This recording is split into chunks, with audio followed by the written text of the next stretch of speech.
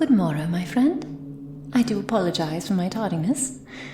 It is most unbecoming of the lady of the house to leave her guests waiting. My beloved and I had much to discuss, and I'm afraid the time simply got away from us. Time. I cannot remember when I last cared to measure it.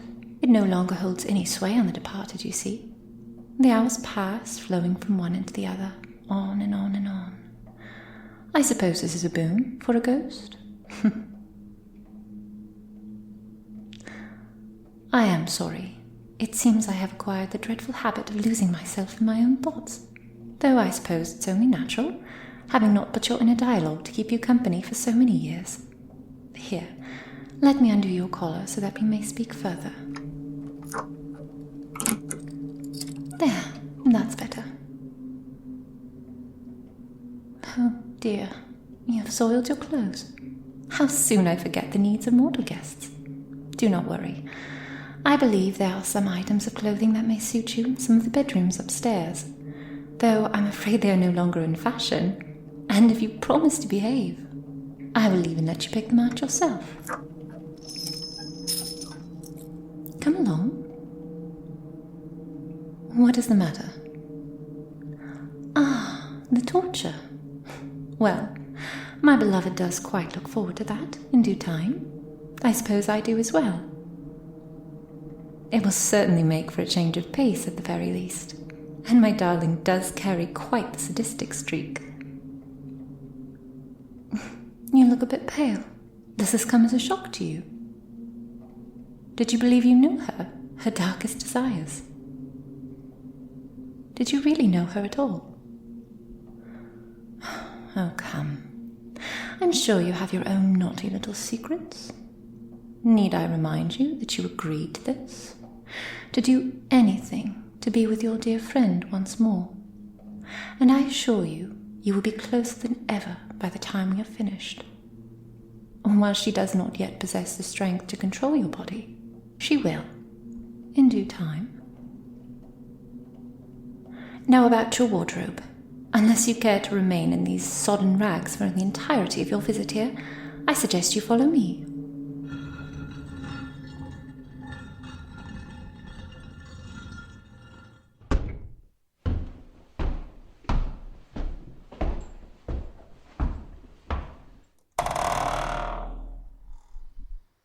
This was the guest bedroom. There are some clothes and those dresses over there. I do believe Mother left some of her dresses in the armoire, if you're interested. No? Shame. You would look lovely in them.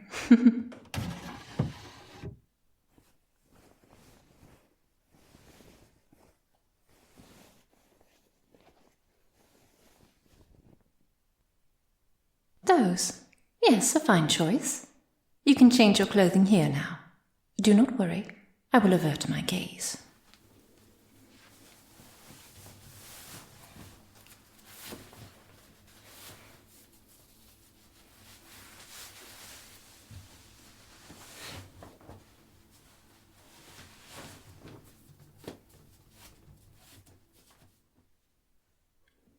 Are you finished? They suit you quite nicely. Itchy? Father did have a fondness for woolen sweaters. There are always the dresses, but apart from that, it will have to do for now. Please, have a seat so we may speak. Now then, my darling and I have agreed that it would be in everyone's best interest to keep you alive, for now. If you were to pass too soon, well, then, our well of entertainment would quickly run dry. With that in mind, you will no longer be required to remain in Father's secret room, unless we are making use of your body, that is. Rather, this will serve as your room. It's not pristine by any means, but it is livable, I hope. You will not have free rein over this manor. If we are not presently with you, the other doors shall remain locked. And if you try to escape, well, then I will have to cut the entertainment short. Do I make myself clear? Very good. You wish to ask me a question? All right. I suppose I may humour you. What would you care to know? Do I miss being alive? That is a complicated question. To say that I do would be an understatement, and yet to say that I don't would perhaps be more truthful. It's difficult to explain. You see, I do miss the touch of another. My fingers along their face, in their hair, in their sweet lips. I apologize. How inappropriate of me. It's just... When your friend came looking for me, she reminded me so much of my lost love and everything that I missed about her. I couldn't bear to let it slip away again. I acted hastily, rashly, when I decided to take her life. I just could not bear to lose another after having been devoid of love for so long. In many aspects, however, life was quite burdensome. In that sense, I do not miss it. Or perhaps I do not miss those that I lived with. No, not that. Not exactly. There are some that I truly miss. But my family... The world became a better place the moment they drew their last breaths. You did not know them. To be a good meant to have power and respect, influence and affluence. There was no limit to the depravities my parents would commit in order to maintain their position in society. My father was the worst of them, though my brother was not far behind. He was the only male heir, and though I was first born, he was the one that trailed in my father's footsteps. He aided father in the torture of my love, and threw the first torch when they burned her alive. I never knew if he did so out of misguided love for me, or if he favoured such atrocities. He and I were close, once upon a time.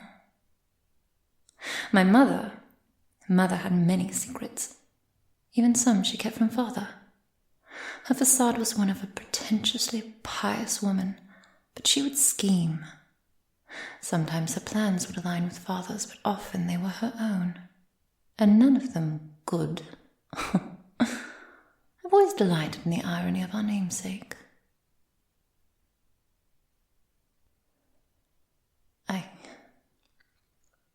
I see. I'm appalled to hear that their legacy has lived on after all this time.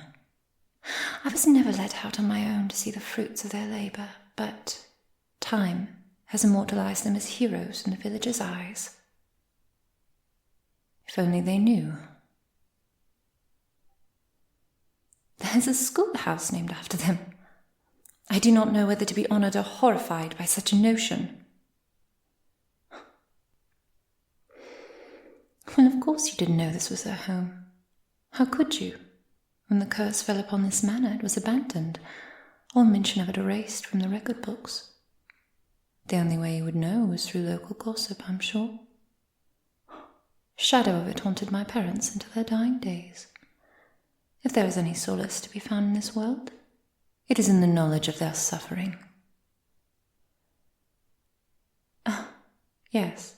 Well, I speak of the curse that bound me here and damned my family all the same. I thought I had it figured out, but I was wrong. And now we're both trapped here for my folly, among other things. I am not entirely certain enough to speak on it, but I will try to do so later. For now, though, I require a favour. Since you do not know how to tune a piano and I am incapable of doing so myself, we will need to dig up Bertram. With a shovel, of course. How else would one dig up a skeleton? Thankfully it has been raining as of late, so the soil should be relatively soft. It should be quite a boon to someone so obviously unused to manual labour. Oh, I apologise. Did my notation of observable fact hurt your feelings? I may be ephemeral, but I do believe even I possess a thicker skin than that. You should not worry. I'll be there to help you. I beg your pardon? Just because I am a ghost does not mean I am incompetent. I may be unable to leave this manor in my current state, but through you, I may go wherever I please. Oh, come. It will be excellent preparation for when my beloved possesses your body for her own pleasure. Here, allow me to demonstrate. Look over there, in the mirror. See? I am inside of your mind as we speak, and yet you still look like yourself, talk like yourself, and have control of yourself. For now. Well, yes. I could completely take over your body, in which case you'd simply be a prisoner in your own mind. I would rather not have to, but I will, if absolutely necessary. If it came to that, well, I believe you would sooner die. Mother wasn't the only one capable of wicked plans. What would I do? I'm sure there's parts of your body that you'd rather not live without. Leave it to your imagination. Have I made myself clear? Splendid. Now, off we go. You would be wise to hurry. The clouds are darkening, and I'm afraid the weather is taking a turn for the worse.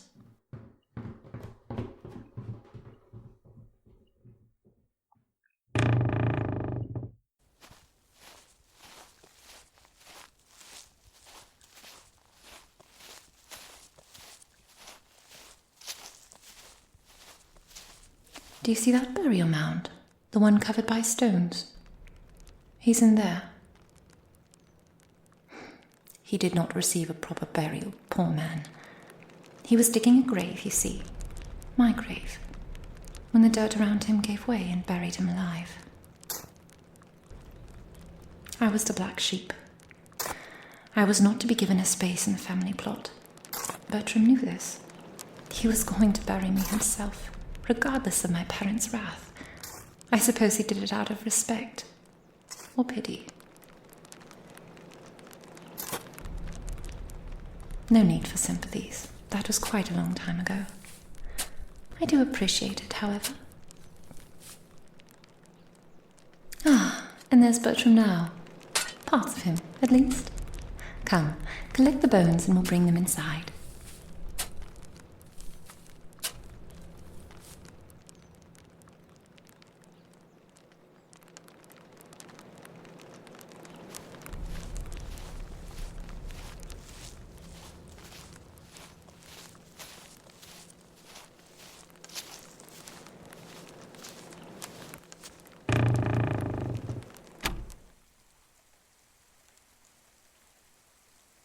And now I shall take my leave of you. Ah, much better. How do you feel? Cold. You enjoyed my presence within you. How oddly flattering. Now, place the bones on the floor there, as close to anatomically correct as you can muster.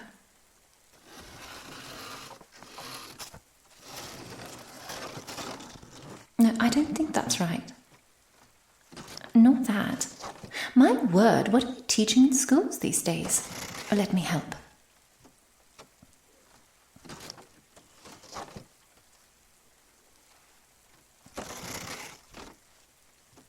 That looks about right, if a bit haphazard. Ah, and the skull will go last. I will place that myself, if you don't mind.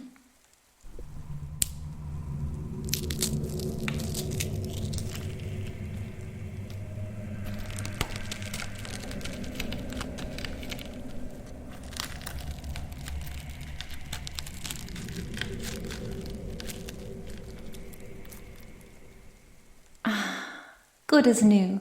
It's been too long, my old friend.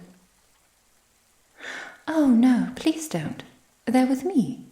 They're my ward, in a manner of speaking. I must apologize, dear Bertram. Much has passed since we last spoke. I can never forgive myself for what Father did to you on my behalf, and for your untimely passing. Such a good man denied a peaceful slumber, one that you so nobly deserved. I see. Even after all this time, you have not forgotten. There is still much I must atone for, and if it's not too much trouble, would you mind tuning the piano? I cannot do so in my ethereal state, not quite yet. Thank you, old friend. For now, you may take your leave. I will summon you later when your presence is required.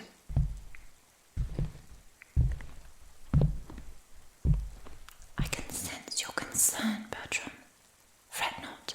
This arrangement with the mortal is temporary. If you could help keep them alive for me just a bit longer. I